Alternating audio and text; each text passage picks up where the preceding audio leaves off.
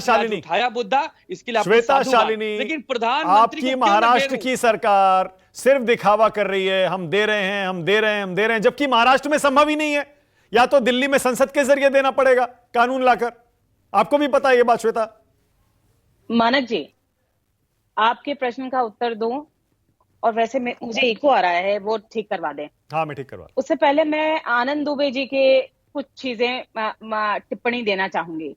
देखिए, एक बोलते बोलते इन्होंने बहुत ही अचंभित करने वाली एक बात कही कि ज्यादा से ज्यादा मनोज जारांगे का क्या होगा अगर बात नहीं सुनी जाएगी तो। और आप देखिए मनोज जारांगे पाटिल के बारे में ये किस प्रकार से बोल रहे थे, क्योंकि मनोज जारांगे पाटिल तो मांग ही यही कर रहे हैं कि आप हमें कुणबी का सर्टिफिकेट दे दीजिए। ये कह रहे हैं कि कुणबी का सर्टिफिकेट देने की क्या जरूरत है। तो इनको तो मांग भी नहीं पता है कि मराठाओं की मांग क्या है, पहली चीज। दूसरी चीज, ये बहुत सारे वीडियोस देने की बात कर रहे थे। मैं भी ये बात कहती हूं कि हम भी एक वीडियो दे सकते हैं आपको। मैं भी एक वीडियो आपको भेजती हूं जहां पर खड़े होकर सब सैनिकों के, शिव सैनिकों के सामने उद्धव जी ने कहा था कि हम जैसे ही सत्ता में आएंगे वैसे ही धनगर आरक्षण के लिए और मराठा आरक्षण के लिए अधिनियम लाएंगे। वो 2.5 साल सीएम बन के रहे, लेकिन कख नहीं किया उन्होंने। और अब आनंद दुबे जी बहुत लंबी लंबी ढींगे हाँक रहे हैं। दूसरी चीज, मैं एक और चीज बोलना चाहूंगी आशुतोष जी को। देखिए, और आपका भी प्रश्न ये रहा है अधिकतर पैनलिस्ट से।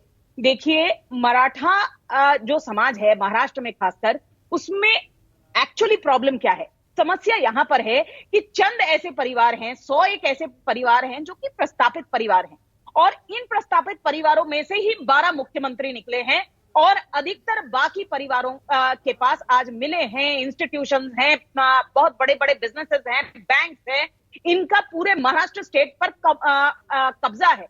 लेकिन बाकी समाज को इन्होंने कभी भी मदद नहीं किया, उनको उनके पीछे खड़े नहीं रहे, और इसीलिए अधिकतर ऐसा समाज है जो पिछड़ता गया।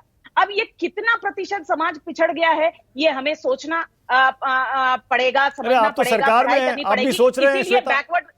इसीलिए 2018 में मानक भाई जब ये अधिनियम बनाया गया, जब ये आरक्षण का कानून बनाया गया, तब बैकवर्ड कमीशन पहली बार जनगणना की राज्य में, और जो पहली बार 60 सालों में हाई कोर्ट पे ये आरक्षण टिका, तो कुछ तो बात रही होगी, क्योंकि इसके पहले तो आज तक हाई कोर्ट में भी ये मांग नहीं टिकी थी।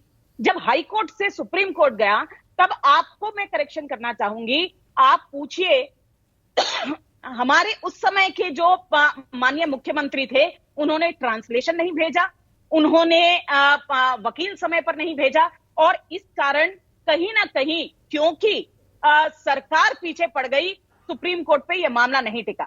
हाँ, एक सेकंड श्वेता, वन सेकंड। आपने सुप्रीम कोर्ट में कार्रवाई का जिक्र किया। आपको भी पता है सिर्फ मराठा आरक्षण की बात नहीं है, कोई भी जातीय आरक्षण सुप्रीम कोर्ट में नहीं टिका है अब तक।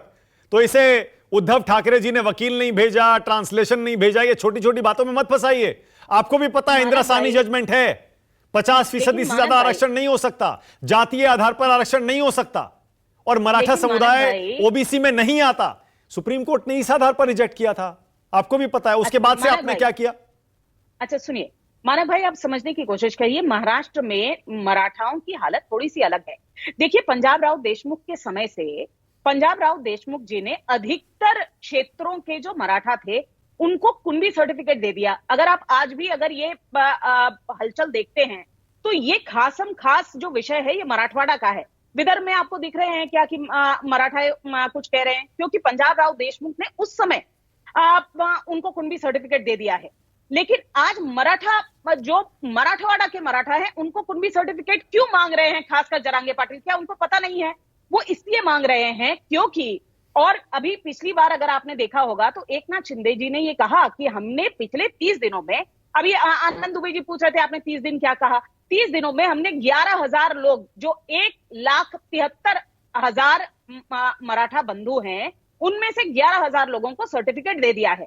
लेकिन केवल मात्र मराठवाड़ा में, लेकिन मराठवाड़ा में अभी भी कुछ ऐसी कास्ट सर्टिफिकेट है जो मोड़ी भाषा में लिखी हुई है, जो उर्दू भाषा में लिखी हुई है। 11,000 से काम नहीं चलेगा श्वेता, एक सेकंड। आप, मनोज जारांगे ने अल्टीमेटम दे रखा है, आमरण अनशन पर बैठे हैं, और 33% है मराठा समुदाय। आप कह रहे हैं कि आप आरक्षण देंगे, कैसे देंगे जरा मुझे बताइए। दिल्ली में संसद में कानून लाकर देंगे, सुप्रीम कोर्ट का फैसला पलटवा कर देंगे, क्योंकि राज्य सरकार के हाथ में तो नहीं है, आपको भी पता है। ओबीसी समुदाय में आप सारे मराठाओं को डाल नहीं सकते, ओबीसी नाराज हो जाएगा, आपको भी पता है। देखिए, हम संविधान के तहत ही देंगे। 3 जजेस की कमेटी बिठाई गई है। तीनों जजेस जो हैं, चाहे वो भोसले जी हों चाहे शिंदे जी हों, काफी समय से इसके ऊपर काम कर रहे हैं। क्यूरेटिव पिटीशन डाला जा रहा है। हम ये बात कह रहे हैं कि किसी के ऊपर अन्याय ना हो, किसी भी समाज के ऊपर अन्याय ना हो, लेकिन जिस समुदाय को न्याय चाहिए उसे मिले, इसके लिए समय लगता है और इसी समय की मांग और अपेक्षा हम समाज से कर रहे हैं। ओके, एक सवाल और श्वेता, क्या आपको लगता है चुनाव सिर पर हैं इसीलिए विपक्षी दल जानबूझकर इस आंदोलन में आग लगा रहे हैं, इसे भड़का रहे हैं? देखिए, आंदोलन बहुत पुराना है। आप अन्ना साहेब पाटिल की बात करेंगे तो बहुत 82 में उन्होंने अपने आप को गोली मार ली थी सिर्फ मराठा आरक्षण को लेकर।